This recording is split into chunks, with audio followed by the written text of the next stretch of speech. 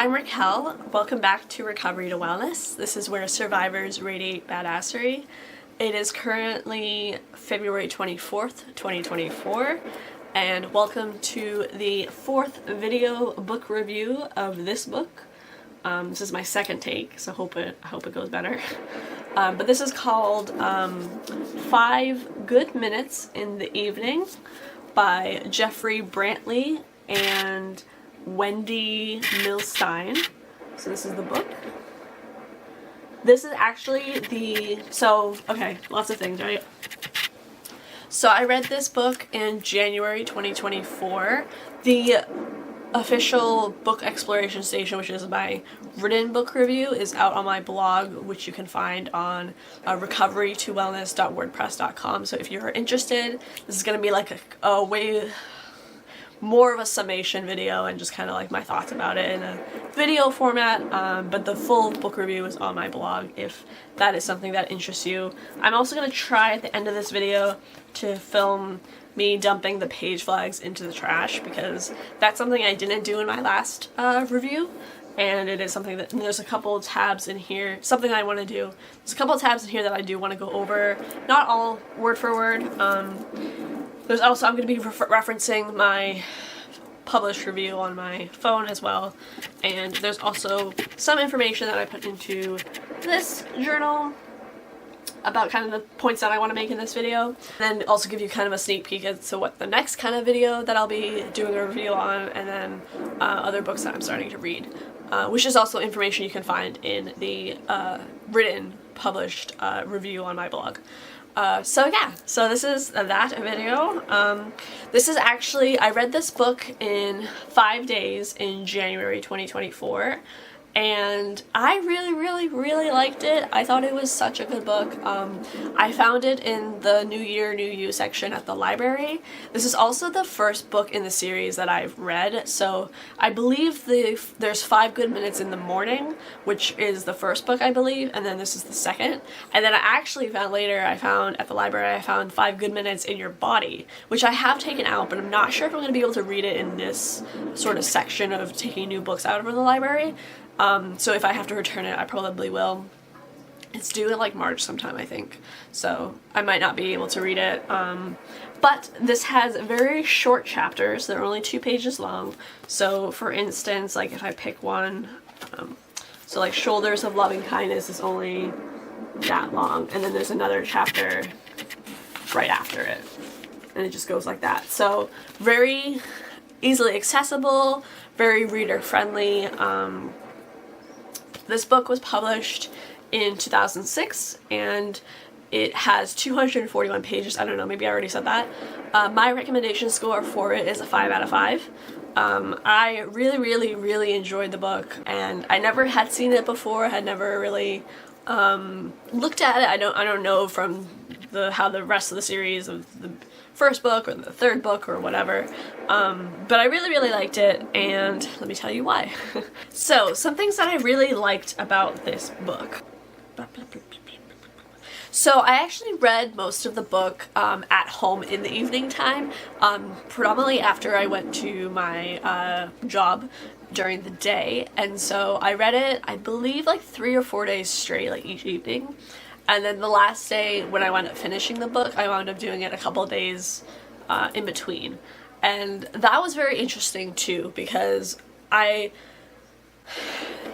got that sort of, not only having done that for about a week, because I read this book in 5 days, and then I read the last book in the review, the third video book review, the Keep It Simple one. I read that one in 2 days. So I read pretty much for like a week or so span in January 2024, and then I went a few more weeks not reading books, and then so noticing that difference and that experience between when I am reading books and how that makes me feel versus online all the time and how that makes me feel, at least after work days, which is really interesting and really good feedback, because I am starting to come to a point where I do want to include more book reading in my life, and actually a prompt in this book, I believe it's in the section Break the Routine, which is on page 130. So breaking the routine, so this all the stuff within this book is all about like 5-minute mindful practices that you can do. If you don't know mindfulness, scour the internet about that because there's so much about it. There's mindful breathing and mindful listening within this book. Mindful listening is sort of just being aware of noticing and being aware of the sounds that are around you, but not necessarily labeling them and definitely not judging them. Kind of just, okay, like I notice the sound, you know, I'm gonna focus on my breathing or focus on what sounds I do hear and things, but not really going further like, oh, that's bird song, oh, that's someone talking. Like, it's, which I thought, I felt was definitely, I'm glad that they defined that, because when I first sort of read it, I was kind of like, oh yeah, like I'm noticing I'm hearing birdsong, but I don't necessarily have to label it. I can just be like, I'm noticing this sound, I'm noticing that sound, I'm noticing this sound, and just kind of just accepting it and just allowing it to have space and allowing it to kind of be there in the moment. And you do that for like about a minute or so, and then it goes into the prompt or the questions or whatever within this book. So one of the things for Break the Routine that I liked is, so I'll read a quote. The urge to collapse in front of the TV after dinner can become second nature and part of your evening routine. So break the routine. Okay, make a mental or written list of more rewarding options for how to spend your evening. Try to think of activities that may bring more long-term fulfillment and lasting enjoyment. And it gives you some examples and stuff of that. I thought that was really helpful because at least not so much for me with the TV, but definitely the internet. Like, my sort of routine is like when I come home and have dinner, or really any meal, I watch a YouTube video. And it's sort of like I always get like very like, oh, I should just like pick up my phone because what if I want to like, what if an idea of a video comes to me like that I watch and stuff that I want to look up or I want to do whatever, and it's hard for me to really keep my phone away from me in a sense because especially if I've had work, like I just want to wind down, I want to like turn my brain off for a little bit, so I'll listen to a podcast, a fun comedic podcast kind of thing, The Basement Yard for instance. But like when I do that, sometimes I'll start, okay, but then like that video finishes and then I start finding another video and then I start finding another video and then I start finding another video and then it's like a whole thing, and then now I've wasted like a couple hours or so. And again, some rest time is important and everything.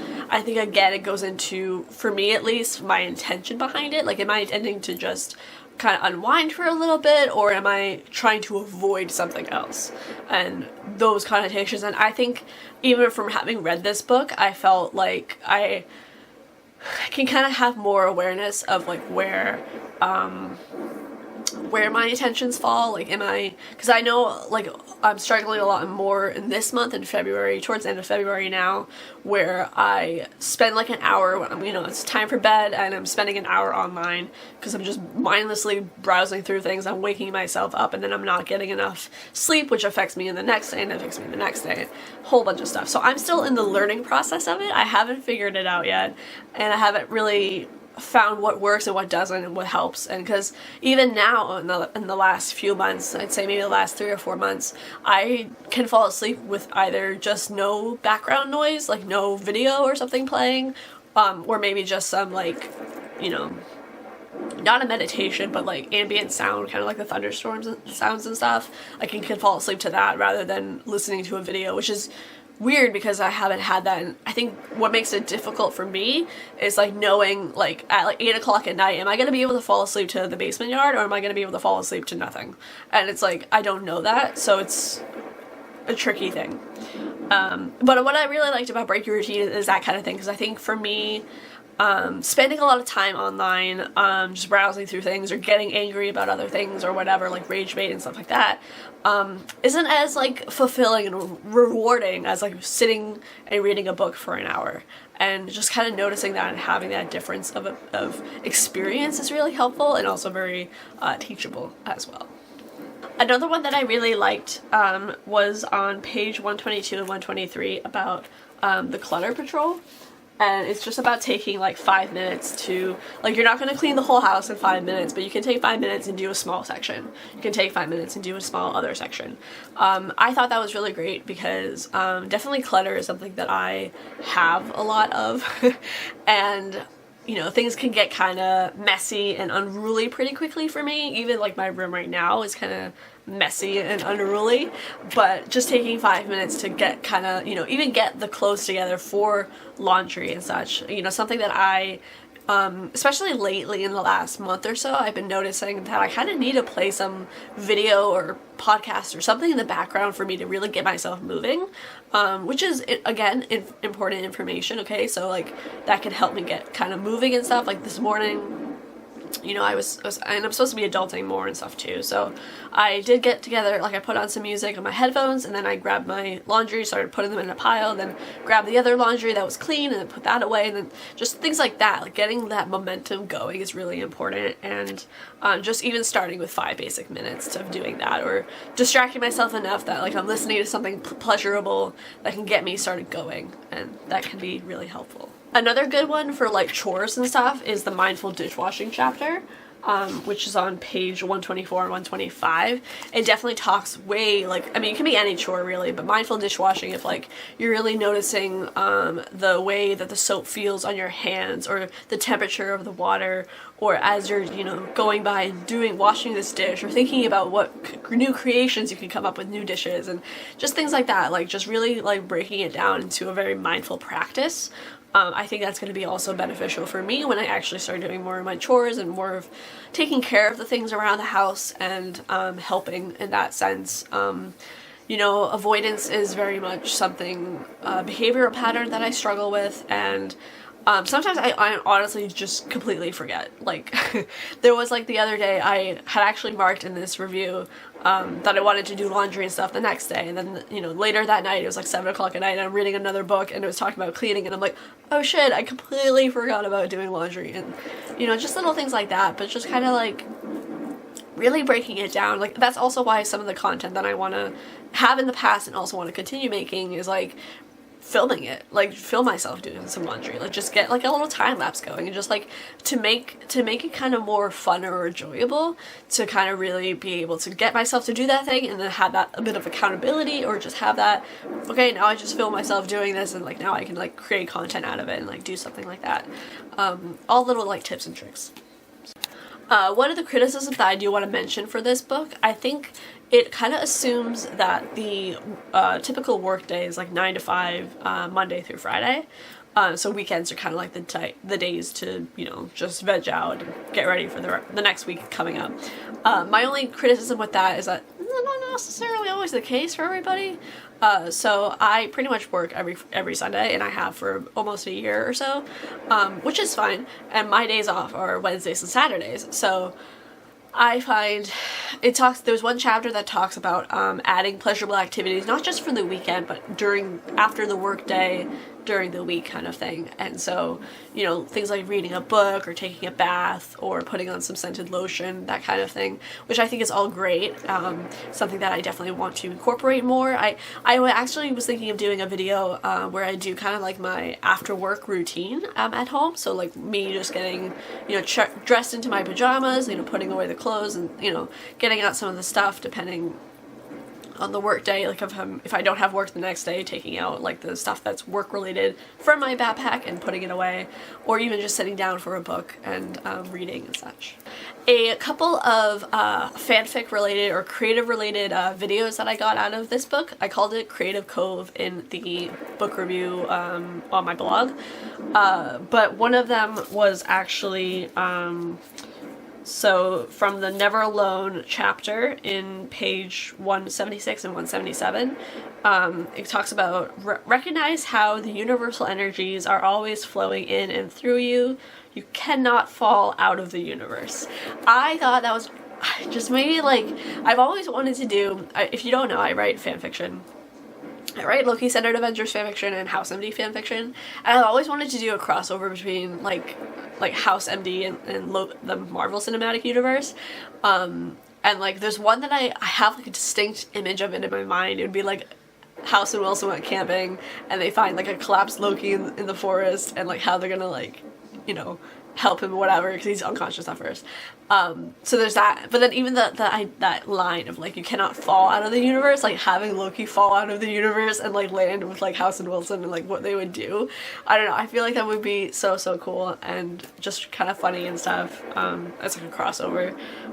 So I'm even thinking like falling out of the universe as like a title for that separate thing. The camping one I want to do something else with. I'm not sure a title, I haven't started writing it, I haven't outlined it or anything, but falling out of the universe, like something like that would be interesting, I think, you know, kind of seeing the sort of superhero versus anti-hero versus like casual doctors and stuff. So that was something that I enjoyed, and again I mentioned too like the sort of routine after work routine or things like that for my channel. I think that'd be really interesting. So another thing that I really liked came from Evening Mishaps on page 134 and 135, and essentially there were some affirmations that you could say about how, you know, there are a lot of things in this world that we can't control. We can only control our responses to things. And some of the affirmations that I thought was really, I found this part to be very resonating and very impactful. More so when I first read it than how I even felt about it in the review process after. But I still want to include it regardless. So one of the affirmations is, the world won't end if I wait until morning to deal with the situation. I don't have power over the situation, and that's okay. I'm learning to let go. And today was difficult. I wish I could change my predicament, but tomorrow will be a new day to start over again. Tomorrow will bring hope and promise. So I just thought those were really cute and like just really cool and like just affirming and just validating. And so really liked was Vision Quest at the very end of the book, 238 and 239. I do believe I have it written out in the review itself on my blog, and that one is kind of just about visualizing yourself going up to ascending a very large mountain, and you are full of light and tranquility. Pay attention to your feet, your breathing, and the world around you. Along the way, remain open to receiving messages, symbols, and signs. Your quest for greater truth and direction may take the shape of a word, an animal, or a sacred image. And then this one I'm going to read in full. This one really stood out to me. I'm sure there are guided meditations already out there about this. Maybe that's a future video that I compiled together. There was also something else I mentioned in the review on my blog that about like comedy and stuff, and I would love to create like a blog post list about all the sort of comics or stand-up comedians that I really enjoy, or really funny videos that I think are funny, and then also do like a video review or reaction, something to that effect on that. But this one is called Staircase to Sleepy Town. I'm gonna read it for you. And one day if I ever find the meditations out there, or if you find them and you want to, well, you know, let me know about them in the comments, feel free. So yes, 204 to 205. Close your eyes and follow the pace of your breathing mindfully to center you in the present.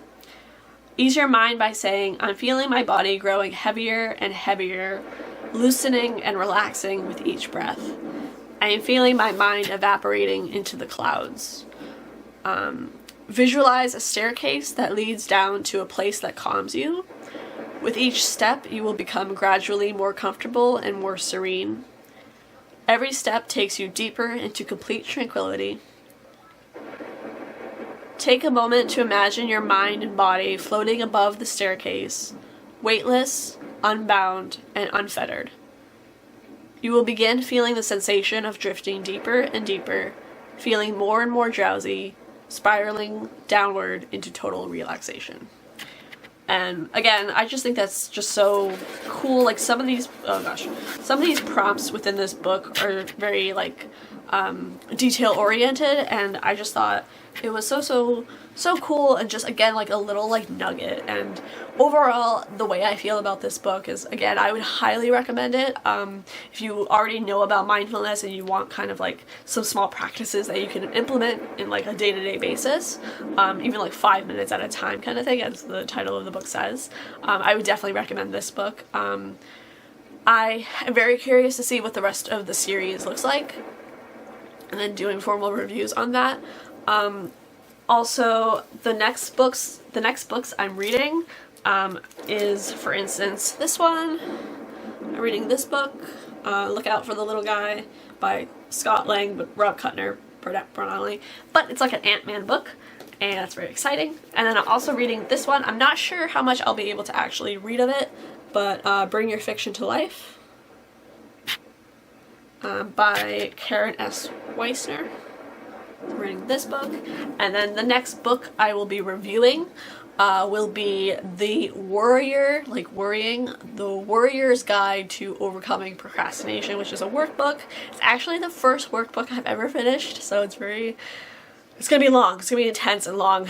It'll be good. So that is it for this video book review number 4 of this book, and I'm going to include the clip of me tossing out those page flags.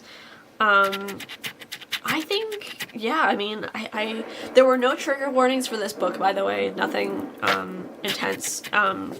It was a self-help personal growth psychology book, and I want to probably look more into decluttering stuff in the future. I have some books on decluttering. There's also another book that I found at the library that I think was around the New Year, New You, about decluttering and letting things go, so I think I probably want to check that out at some point. There's also the awards presentation, which I highly recommend. I wrote that in the review on my blog, and there's also Permission to Cry is a good one too. So awards presentation is on page 65, Permission to Cry is on page 157. And that's in the review officially if you want to check that out. I know this video was a little bit different than how the first one went, because if I really like a book, I'm gonna have like a lot to say about it, which is mildly problematic later when I'm trying to summarize it and such. But I hope that you enjoyed this video, and if you did, feel free to comment on it, feel free to like it, and consider subscribing if you want to see more books related content. I mean, I have all these books that I can one day review. Like, it's gonna be a fun time. And thank you so much, and as always, stay safe. Much love and light to you. I will see you very soon. Get ready for the next few books, and so thank you so much. And if you're reading a book right now, I also want to do a video soon about like kind of how I'm reading books and stuff and what that sort of setup is kind of like. But if you're reading a book, what book are you reading? Let me know in the comments, and if there's books that you want me to read and such and review, feel free to leave those recommendations. Guiding like a lighthouse to I will leave the light on.